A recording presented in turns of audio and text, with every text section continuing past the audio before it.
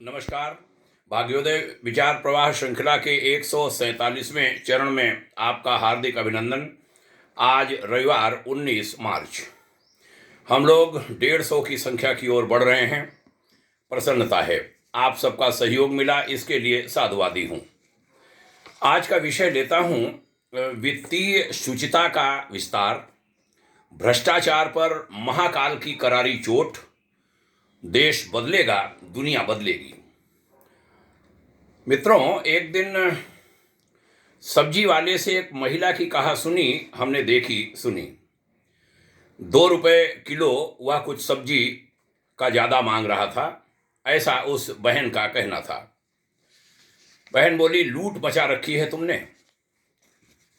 उसका जवाब था सब्जी वाले का, जो लूट मचाते हैं उनको आप कहती नहीं, माननीय कहती हैं, आत्मीय कहती हैं, आदरणीय कहती हैं और मानती भी हैं।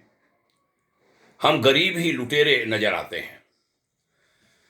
हमारा ध्यान खींचा उसके इस जवाब ने। मैंने इस पर चिंतन किया, तब ध्यान गया कि इन दिनों ईडी, जो प्रवर्तन निदेशालय है, इन्फोर्समेंट डायरेक्टरेट, उसकी जो चोट पड़ रही है, उसकी चोट बढ़ रही है, उसके जो वार हो रहे हैं भ्रष्टाचारियों पर, वो अभियान का रूप उसने ले लिया है।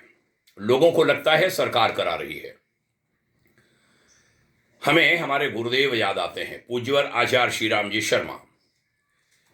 उन्होंने कहा था कि एक दिन देखना, बगनखा डालकर महाकाल, बगनखा डालकर अंतड़ियों से रुपए निकालेगा, धन निकालेगा, और जिसका पैसा समाज का है उसमें वो पैसा बटेगा। खर्च नहीं कर पाओगे, भोग भी नहीं पाओगे, कहा था उन्होंने।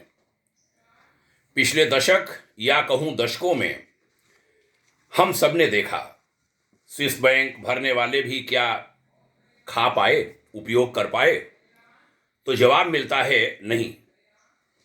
कोर्ट कचहरी दौड़ते रहे और दौड़ते दौड़ते मर गए। कईयों की मौतें भी बुरी हुई, बड़े बड़े पदों पर वे सब रहे। उनका रुपया कहाँ है, परिवार को भी नहीं मालूम था रुपया कहाँ कहाँ है। कहते हैं ना हम लोगों के गांव घर में कि सूम का धन चंडाल खाते हैं, वही हुआ। कुछ लोगों को तेजी से ग्रोथ करते हुए भी देखा, सामान्य थे, उनसे परिचय था, वो उठ गए। पता नहीं क्या हुआ होगा, वही धन कहीं उपयोग कर लिया उन्होंने। ऐसी भी बातें समाज में कहीं सुनी गई। आज बड़ी करारी चोट कर रहा है ईडी। सीबीआई से ज्यादा ईडी से डरने लगे हैं खासकर हमारे भ्रष्टाचारी राजनेता और भ्रष्टाचारी ऑफिसर्स। बड़े बड़े लोग डरने लगे, नियम कड़े हो गए, सरकार पर आरोप कि वह परेशान कर रहे हैं। लेकिन जो इधर प्रकाश में आ रहा है ऐसा है नहीं। अंतर्राष्ट्रीय कानूनों का दबाव बहुत ज्यादा बढ़ गया है सभी देशों पर, दुनिया के सभी देशों पर। भ्रष्टाचारियों पर नकेल कसने को 44 गाइडलाइंस तैयार हुई हैं अंतर्राष्ट्रीय कानूनों की, जिनमें 12वीं और 22वीं जो गाइडलाइन है बहुत कठोर है। FATE फेट कहा गया, उसकी गाइडलाइंस है। यह दुनिया का कानून है, देश का नहीं। देश को तो सख्ती से लागू भर करना है, न केवल भारत बल्कि सभी दुनिया के सभी देशों को। जो नहीं मानेंगे उनको बहुत सारा दर्द भुगतना होगा। पाकिस्तान उसका उदाहरण है। उसने लापरवाही बरती, उसका हाल आप देख रहे हैं, दुनिया देख रही है। ग्रे लिस्ट में डाल दिया गया वह।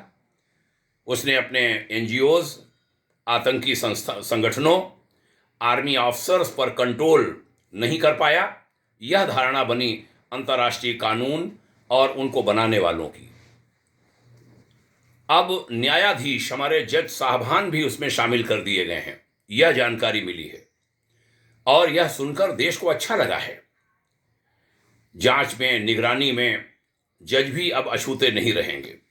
FATE का इसी साल नवंबर में भारत का रिव्यू करने का कार्यक्रम है। भारत में क्या उसको लागू कर पाया भारत, उसका बाकायदा वो रिव्यू करेगी। इसलिए भ्रष्टाचार पर अंतरराष्ट्रीय दबाव, राजनीतिक दबाव बढ़ा है, उधर इंटरनल सामाजिक दबाव भी बढ़ा है। जनता जागरूक हो रही है, जनता उसकी चर्चा करती है। अब कुछ छिपने वाला नहीं है।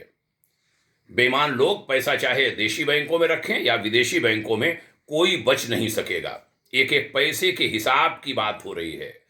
और ईडी को यह अधिकार भी मिल गया कि वह जो प्रॉपर्टी है उसको जब्त कर लें, प्रॉपर्टी को कब्जे में ले लें। ये एक बढ़िया बात हुई है।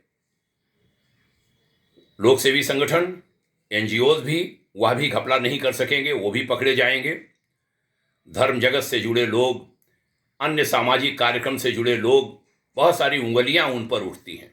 ये बात होने लगी फला संगठन वो इतने हजार करोड़ का, इतने 100 करोड़ वाला वो संस्थान है। खराब लगता है कि जहां शुरुआत होती है एक बिना कोई लाभ हानि के, चैरिटेबल ट्रस्ट कहे जाते हैं, और वहां हजारों हजार करोड़ हो, इस पर उंगली उठने लगी है। खा नहीं पाएंगे वो। अब भ्रष्टाचारियों को कोई बचा नहीं पाएगा। कोर्ट भी नहीं बचा पाएंगे, नेता भी नहीं, यानी सरकार भी नहीं, और पुलिस वगैरह की तो बात छोड़ दीजिए। संसद भी कुछ नहीं कर सकेगी उनको बचाने में।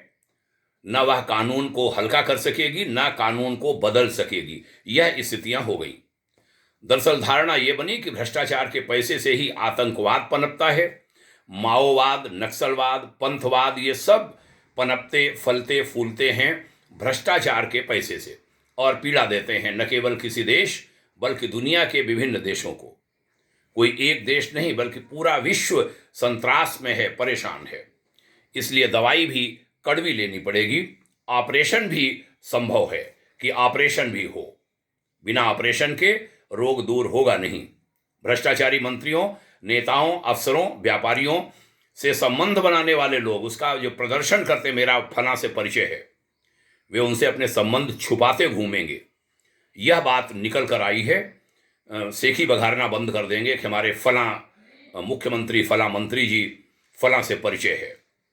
जिनके कलम में, जिनके दस्तखत यानी हस्ताक्षर में, साइन में ताकत है, उन सभी पर वक्र दृष्टि रहेगी इन कड़वे कानूनों की। हमारी प्रभु से प्रार्थना है कि वह रोग मुक्त कर दें हमारे देश को। हमारा देश साफ सुथरा बने, ऋषियों का देश है, और हमें लगता है हम लोग उसी दिशा में जा रहे हैं।